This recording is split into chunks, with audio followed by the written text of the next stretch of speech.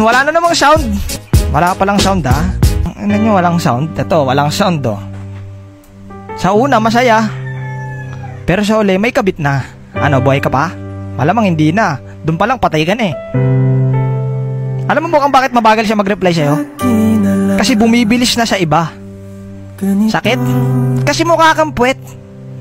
May sound na, wala pa rin. Wala pa rin sound? Alam mo, mukhang kailangan natang gisingin ng mga tao sa mundo ah. Ba't siya na nagpapaalam na maaga siya matutulog? Kahit wala naman siyang pupuntang kinabukasan. Bakit? Ba't siya nagpapaalam na maaga ako matutulog? Bakit niya sinasabi na, love, tulog na ako ah? Hindi ka ba na nagtataka? Dati umaabot kayo ng alas 5, alas 6 ng umaga, pero ba't ngayon hanggang alas 10 na lang? Bakit? Kasi baby time na nung kabit nila. Ikaw, ang alam mo lang, nagtitiktok-tiktok lang siya. Ay, ang alam mo lang, natutulog na siya, tapos ikaw pa tiktok-tiktok ka lang. Ang hindi mo alam, pinagpapalit ka na, boss. Bakit?